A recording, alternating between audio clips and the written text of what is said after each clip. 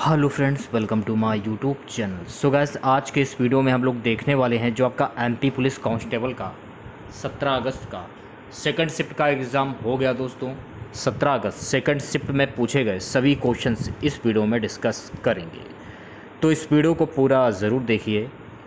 Video अच्छा लगे तो प्लीज़ वीडियो को लाइक और शेयर ज़रूर करें, और जो भी हमारे नए बच्चे हैं, जिन बच्चों ने चैनल को सब्सक्राइब नहीं किया है, तो प्लीज़ चैनल को सब्सक्राइब करके नोटिफिकेशन बेल ऑन करना ना भूलें। तो चलिए वीडियो को स्टार्ट करते हैं। सो गाइस, पहला क्वेश्चन पूछा गया था, चीनी यात्री हेंसुआंग किसके शासनकाल के दौरान भारत आया था। चीनी यात्री हेंसुआंग जो है ना, ये हर्षवर्धन के शासनकाल में भारत आया था, तो हर्षवर्धन आपका करेक्ट आंसर हो जाएगा। प्रसिद्ध चीनी यात्री हेंसुआंग लगभग 630 से 643 ईस्वी के मध्य हर्षवर्धन के शासनकाल के दौरान भारत आया था। उन्हें प्रिंस ऑफ पिलग्रिम्स के रूप में भी जाना जाता है, ये भी आपको ध्यान रखना है। दूसरी बात, हर्षवर्धन ने 606 से 647 ईस्वी तक उत्तर भारत पर शासन किया। वह वर्धन वंश का शासक था, तो ये सारे फैक्ट आपको ध्यान रखने हैं। सो गाइस, अगला क्वेश्चन पूछा गया था कि पांडवानी कहाँ का लोकगीत है। तो पांडवानी जो है ना, ये छत्तीसगढ़ का लोकगीत है, तो छत्तीसगढ़ आपका करेक्ट आंसर हो जाएगा। पंडवानी छत्तीसगढ़ राज्य में लोकप्रिय एक लोक गायन शैली है। पंडवानी मध्य प्रदेश, उड़ीसा और आंध्र प्रदेश के छत्तीसगढ़ और इसके पड़ोसी राज्यों में लोकप्रिय देहाती मनोरंजन का एक रूप है। पंडवानी एक लोक गायन शैली है जिसमें महाकाव्य महाभारत की कहानियों का वर्णन है। पंडवानी में महाभारत से एक या दो घटनाओं को चुनकर कथा के रूप में निष्पादित किया जाता है, तो ये सारे फैक्ट आपको ध्यान में रखने हैं। अगला क्वेश्चन पूछा गया था, निम्न में से किस में ध्वनि का वेग शून्य होता है। तो देखिए, ध्वनि का वेग निर्वात में शून्य होता है, तो निर्वात आपका करेक्ट आंसर हो जाएगा। निर्वात में ध्वनि तरंगों का वेग शून्य होता है। जल में ध्वनि तरंगों का वेग 1480 ms होता है, ये भी आपको ध्यान में रखना है। अगला क्वेश्चन पूछा गया था, पानीपत के प्रथम युद्ध में बाबर ने किसे पराजित किया था। तो पानीपत के प्रथम युद्ध में बाबर ने इब्राहिम लोदी को पराजित किया था। तो पानीपत की जो 3 ऐतिहासिक लड़ाइयाँ हैं उनके बारे में जान लीजिए। पानीपत का प्रथम युद्ध 21 अप्रैल 1526 को बाबर एवं इब्राहिम लोदी के बीच में हुआ था, और इस युद्ध में बाबर की जीत हुई थी, ये आपको ध्यान रखना है।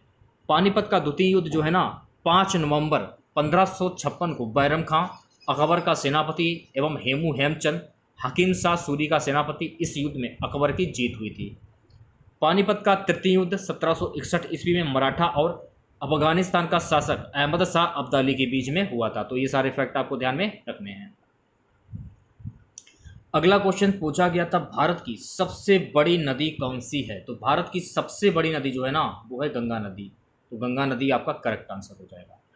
देखिए गाइस, गंगा भारत में 2525 किलोमीटर की दूरी तय करती है, और भारत में सबसे लंबी नदी है, जिसके बाद गोदावरी 1465 किलोमीटर, तो ये आपको ध्यान रखना है। दूसरी बात, भारत के भीतर की अगर हम बात करें, तो भारत के भीतर किसी नदी द्वारा तय की गई दूरी पर विचार करें तो गंगा भारत की सबसे लंबी नदी है।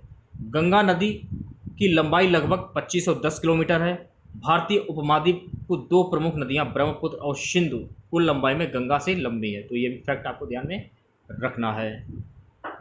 सो गाइस, अगला क्वेश्चन पूछा गया था, पौधों का हरा रंग किसके कारण होता है। तो पौधों का हरा रंग क्लोरोफिल के कारण होता है, तो क्लोरोफिल आपका करेक्ट आंसर हो जाएगा। क्लोरोफिल नामक वर्णक की उपस्थिति के कारण पौधे हरे होते हैं। क्लोरोफिल एक वर्णक है जो पौधों को उनका हरा रंग प्रदान करता है, ये भी आपको ध्यान रखना है। वर्णक पौधों को उनका हरा रंग देता है क्योंकि यह सफ़ेद प्रकाश की हरी तरंग दैर्घ्य को अवशोषित नहीं करता है। यह विशेष प्रकाश तरंग दैर्घ्य पौधों से परिलक्षित होता है, इसलिए यह हरा दिखाई देता है, तो ये भी आपको ध्यान में रखना है। एक क्वेश्चन पूछा गया था कि वाड़ीवास का युद्ध किस किस के बीच में हुआ था। तो देखिए, वाड़ीवास का युद्ध जो है ना, ब्रिटिश तथा फ्रांसीसी सेनाओं के बीच में हुआ था। वाड़ीवास की लड़ाई अगर हम बात करें, तो वाड़ीवास की लड़ाई 1760 में ब्रिटिश और फ्रेंच के बीच भारत में लड़ाई हुई थी। वाड़ीवास की लड़ाई फ्रांसीसी और ब्रिटिश औपनिवेशिक साम्राज्यों के बीच लड़े गए तीसरे कर्नाटक युद्ध का हिस्सा था, ये भी आपको ध्यान में रखना है। अगला क्वेश्चन पूछा गया था, अजमेर किस नदी के किनारे पर स्थित है? तो देखिए अजमेर जो है ना ये लूनी नदी के किनारे स्थित है, तो लूनी नदी आपका करेक्ट आंसर हो जाएगा। लूनी नदी व पूर्वी हिस्से में बनास की सहायक नदियां जो हैं वो बहती हैं।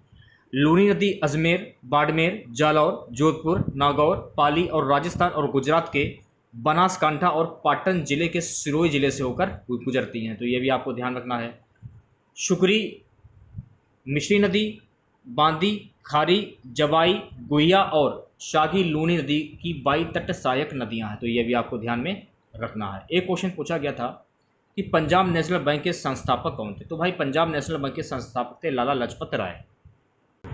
कुछ महत्वपूर्ण फैक्ट जान लीजिए, जैसे कि भारतीय स्टेट बैंक, तो भारतीय स्टेट बैंक का हेडक्वार्टर कहाँ पर है? मुंबई में है। और इसके सीईओ कौन है? श्री प्रवीण कुमार गुप्ता, तो ये आपको ध्यान रखना है, ठीक है। उसी प्रकार से हम बात करें यूनियन बैंक ऑफ इंडिया की, यूनियन बैंक ऑफ इंडिया का हेडक्वार्टर मुंबई में है और इसके सीईओ हैं राज किरण Rai ji.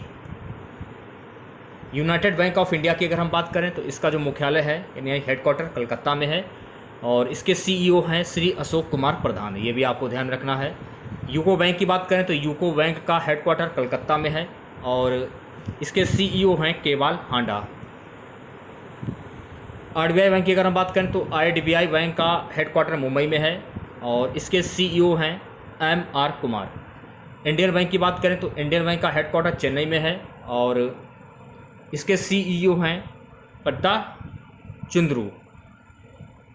Indian overseas bank, इसका हेडक्वार्टर चेन्नई में है और इसके सीईओ हैं Shri Karnam Shekhar. Oriental bank of commerce, इसका हेडक्वार्टर कहाँ पर है? नई दिल्ली में और इसके सीईओ हैं श्री मुकेश कुमार जैन। केनरा बैंक, इसका हेडक्वार्टर बेंगलुरु में है और इसका हेडक्वार्टर बेंगलुरु में है और इसके सीईओ हैं श्री आर.ए. Sankara Narayan. Central bank of India, इसका हेडक्वार्टर मुंबई में है और इसके सीईओ हैं पल्लव महापात्र। कॉरपोरेशन बैंक का हेडक्वार्टर बेंगलोर में है और इसके सीईओ हैं P P Bharati. Bank of Baroda का हेडक्वार्टर बड़ोदरा में है और इसके प्रबंध निर्देशक और सीईओ श्री पीएस जय कुमार और गैर कार्यकारी अध्यक्ष डॉक्टर हसमुख अथिया, तो ये भी आपको ध्यान में रखना है। बैंक ऑफ इंडिया का हेडक्वार्टर मुंबई में है और इसके सीईओ हैं श्री जी पद्मनाभन। बैंक ऑफ महाराष्ट्र, इसका हेडक्वार्टर पुणे में है और इसके सीईओ हैं श्री एएस राजीव। इलाहाबाद बैंक की बात करें, इलाहाबाद बैंक का हेडक्वार्टर कोलकाता में है और इसके सीईओ हैं श्री CHSS मल्लिकार्जुन राव। आंध्रा बैंक, इसका हेडक्वार्टर हैदराबाद में है और इसके सीईओ हैं श्री जे पैक्किरिस्मी, ये भी आपको ध्यान में रखना है। तो भैया इस क्वेश्चन से आप लोगों को इतनी जानकारी प्राप्त हो जाती है। अगला क्वेश्चन देखिए, पूछा गया था कि 1 रुपये के नोट व सिक्का किसके द्वारा जारी किया जाता है? तो 1 रुपये का नोट व सिक्का जो है ना वित्त मंत्रालय के द्वारा जारी किया जाता है। देखिए 1 रुपये के नोट और सभी सिक्के और सहायक सिक्के जिनका परिमाण अपेक्षाकृत छोटा है भारत सरकार द्वारा ढाला जाता है, जबकि अन्य सभी मुद्रा नोट भारतीय रिजर्व बैंक द्वारा मुद्रित किए जाते हैं, ये भी आपको ध्यान रखना है। सभी करेंसी नोट और सिक्के केवल आरबीआई के माध्यम से प्रचलन में आते हैं, जो भारत में करेंसी और सिक्कों को जारी करने का एकमात्र अधिकार है। 1 रुपये या उससे कम मूल्य के नोट और सिक्के वित्त मंत्रालय द्वारा जारी किए जाते हैं, तो ये भी आपको ध्यान रखना है। भारत के 1 रुपये के करेंसी नोट वित्त मंत्रालय भारत सरकार द्वारा जारी किए जाते हैं, तो ये सारे फैक्ट आपको ध्यान में रखने हैं। अगला क्वेश्चन, तीस्ता नदी किस राज्य में उद्गलित होती है? तो तीस्ता नदी जो है ना सिक्किम राज्य में उद्गलित होती है। सिक्किम राज्य स्थित तीस्ता नदी का स्रोत है। तीस्ता नदी उत्तरी सिक्किम जिले में लगभग 5280 मीटर की ऊंचाई पर तिस्सो आसमो झील से निकलती है, तो ये भी आपको ध्यान में रखना है। पंडित भीमसेन जोशी का संबंध किस घराने से है? तो पंडित भीमसेन जोशी का संबंध जो है ना किराना घराने से है, इनके बारे में जान लेते हैं। देखिए पंडित भीमसेन जोशी हिंदुस्तानी शास्त्रीय परंपरा के कर्नाटक घराने से संबंधित एक भारतीय गायक हैं। वह अपने लोकप्रिय भक्तिपूर्ण संगीत, भजनों और अभंगों के साथ गायन के ख्याल रूप के लिए जाने जाते हैं। उन्हें 2009 में भारत रत्न से सम्मानित किया गया था, तो ये सारे फैक्ट आपको ध्यान रखने हैं। अगला क्वेश्चन पूछा गया था, इनमें से कौन सी नदी छत्तीसगढ़ से संबंधित है? देखिए पंडवानी नदी जो है ना ये छत्तीसगढ़ से संबंधित है। एक क्वेश्चन पूछा गया था कि जिस राशि में परिमाण और दिशा दोनों होती हैं उसे क्या कहते हैं। तो जिस राशि में परिमाण और दिशा होती हैं उन्हें सदिश राशि कहते हैं। जिस भौतिक राशि में मात्रा, परिमाण तथा दिशा दोनों निहित होते हैं उन्हें सदिश राशि कहते हैं। सदिश राशियाँ वे राशियाँ हैं जिनमें परिमाण और दिशा दोनों होती हैं, जैसे बल, वेग, त्वरण आदि।